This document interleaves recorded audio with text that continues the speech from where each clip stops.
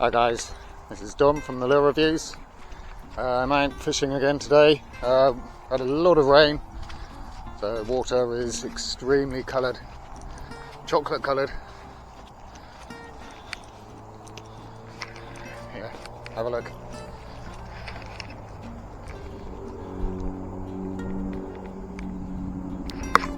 So very challenging fishing conditions today, so I am going to be reviewing a chatterbait. The bait I'm going to be using today is the Gunki Boomer 10 gram chatterbait. It's got a pair of frog eyes, got a chartreuse skirt, a gold spoon, and it's attached to I think that's a Fox Rage Zander Pro. I think that's an 8 centimeter soft bait. Reason I like this chatterbait is basically because you can fish it really slow. It's still winter, don't forget, and it starts vibrating like crazy even with the slowest retrieve. So you just need to literally give this thing just the slightest turn of your reel handle, and you're going to be sending off tons of vibration, flashing, all kinds of commotion in the water. Looking at that, all we have today, we can't rely on sight. Pike are basically a visual predator, but when conditions dictate, as they are today, they still got to feed at some point. So what they'll do, they'll use their lateral lines and home in on any kind of vibration or any kind of commotion in the water, and hopefully today we'll get a fish. Okay, let's go.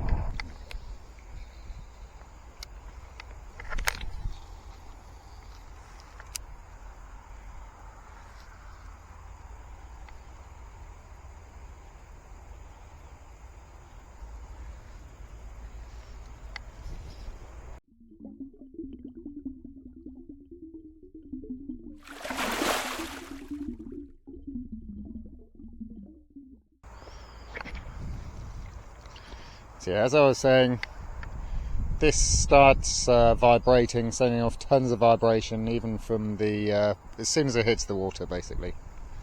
Some chatterbaits, you need to get up to a particular speed before they start vibrating, but this one, this starts vibrating immediately it hits the water, and that is what I love, and that's what we're going to be doing today.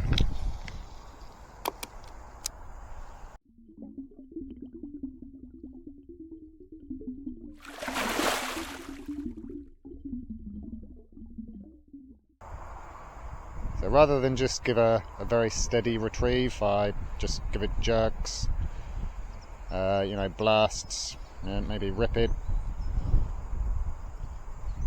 pulse. Don't forget what we're trying to do is to imitate some kind of distressed bait fish. They're not just going to be swimming along on a constant thing, they're going to be jerking around. They're going to be flapping their tails and all kinds of nonsense.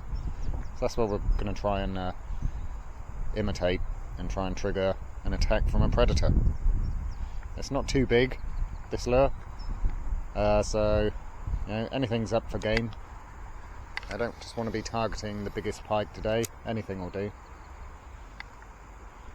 You can catch a decent perch on here, no problem at all. From a half-pound perch up to a 20-pound pike, anything.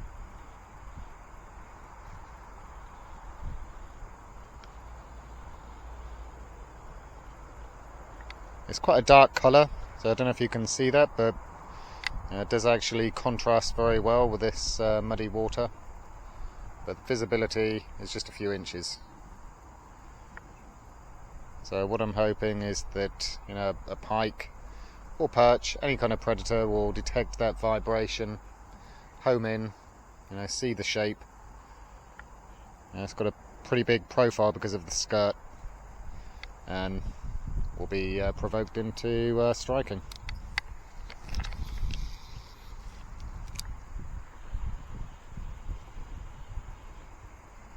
Now obviously with all the rain we've been having, the flow of the river is much higher than usual, so we've got to be mindful of that when trying to seek out our predator friends today, because their behaviour is, or their tactics are basically to lie in wait in an ambush point. So they are not going to want to be sitting out in heavy flow, using up all their energy.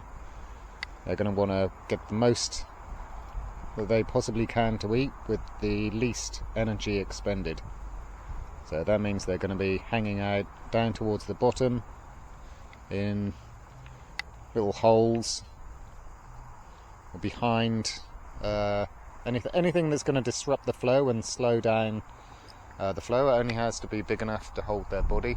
So any kind of slack area which is large enough to house a pike has the potential to hold one.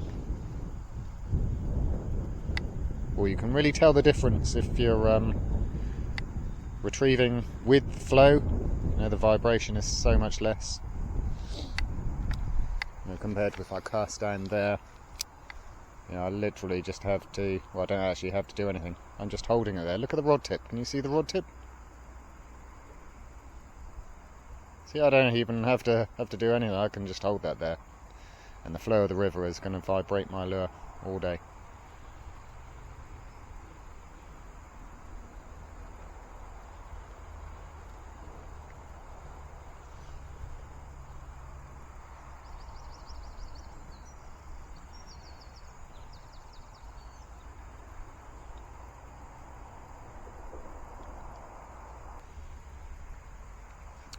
A lot of anglers, they might see the conditions of the river today and think there's absolutely no point in coming out because nothing's going to be feeding and my chances of catching a fish are very slim, and they would be absolutely correct. However, your chances might be slim, but they're not non-existent. It's still possible to catch under these conditions, and indeed, as you can see here, I caught a nice double figure pike on a chatterbait in conditions basically identical to this, if not worse.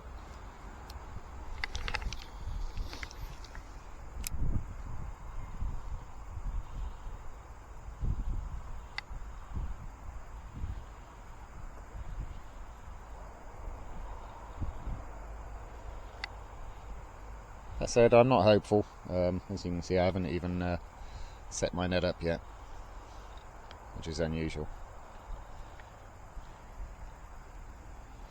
But you never know.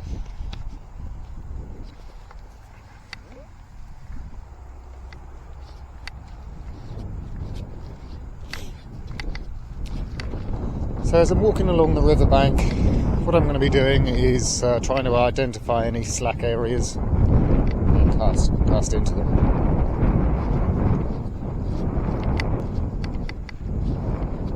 Fortunately, on a day like today, you need to be prepared to lose the lure because we've had some very, very heavy wind, 100-mile-an-hour winds around here. So we don't know what is beneath the surface of this water. Tree branches, shopping trolleys, golf carts. We don't know.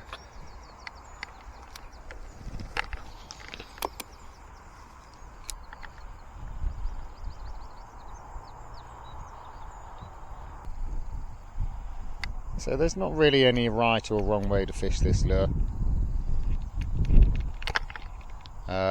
But suffice to say, you know, the more kind of variation you can work into it, the better.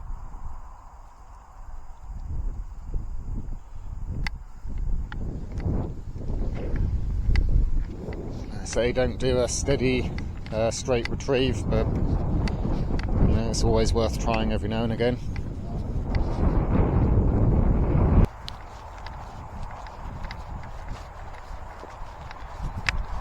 In these kind of conditions, it's really important that you put your lure as close to a fish as possible, because quite frankly that's the only way you're going to catch them. So a lot of casting, just cover as much area as possible. I think these chatterbaits help because it's basically increasing the range that the lure is covering per cast, because it's sending out such strong vibrations. And you need it when you're fishing flowing water like a river. You need something that's going to kick up a lot of commotion, because don't forget that with all this flowing water and the snags and obstacles underneath, there's already going to be a significant amount of noise and vibration happening naturally, so your bait presentation has to compete with all the noise and vibration that's happening already. If I was in a canal or a lake right now, or any other kind of still water, I might choose a totally different bait. But with rivers, always remember you're competing with naturally occurring sound and vibration.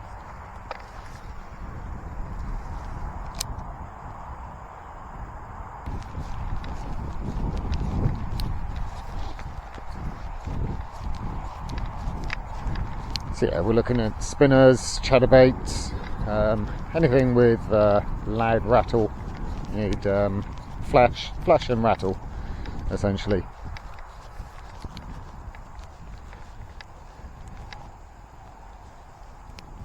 If you want to use soft plastic, there are actually screw-in spinner blades that you can buy.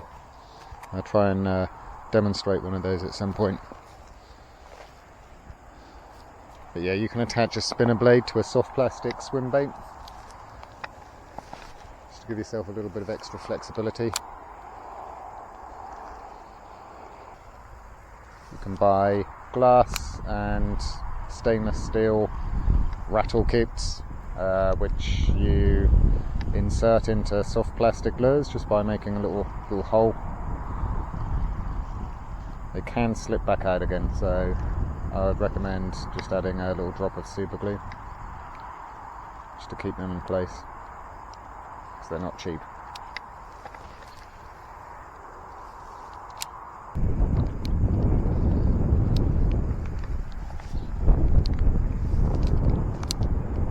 Just to recap what's going to attract a pike's attention in these kind of conditions: sound through rattles,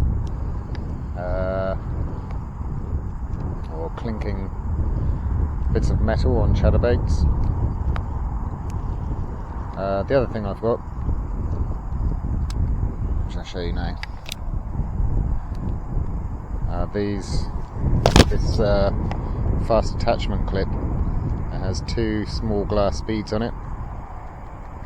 Doesn't rattle a lot, but it just adds a very subtle bit of extra noise. Obviously you've got sound from the action of the blade in the water, and then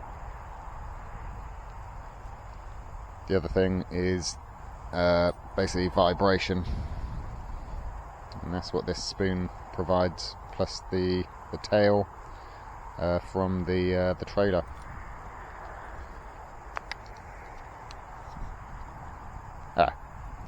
And then you need to present a pretty big profile in the water, so the skirt helps with that, even though it's a pretty small lure. With the skirt, when it billows up in the water, it makes it a lot bigger. That also helps slightly with protecting from gathering weed. And then of course you've got the shine coming from that spoon.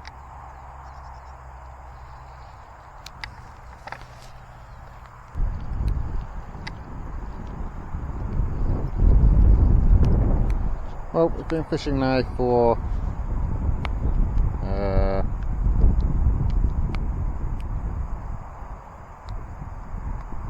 about an hour and 20 minutes.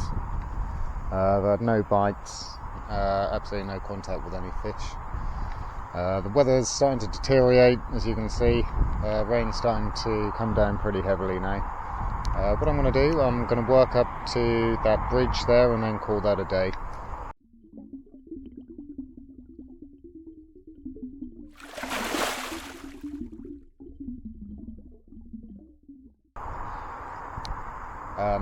So yeah, that's the Gunki Boomer, 10 gram, really good quality lure, fabulous chatterbait, sends out a great deal of flash, vibration and commotion in the water. It's got a good quality hook on it, good value for money. I can't remember the price, but I will put it up there on the screen right now. Give it a go. It's a great lure for these kind of conditions, very challenging conditions. We haven't caught anything today, but to be expected, quite honestly. Terrible conditions for fishing. Only a madman would come fishing today. Only a madman.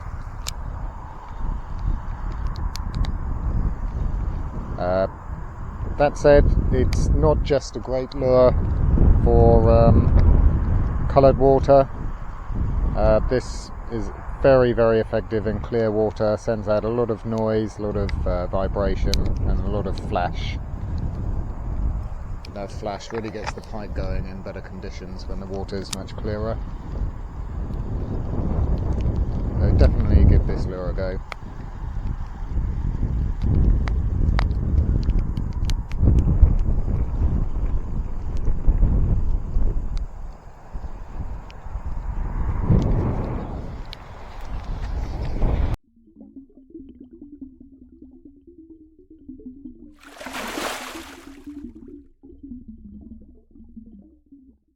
Okay guys, that was the Gunki Boomer 10 gram chatterbait.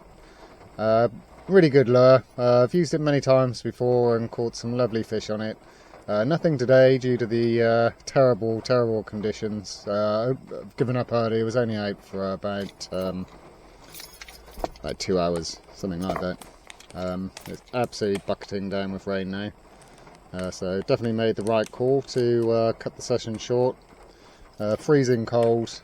But yeah, main takeaways, really good casting lure, makes tons and tons of noise, vibration and flashing in the water, which is exactly what you want on a day like today.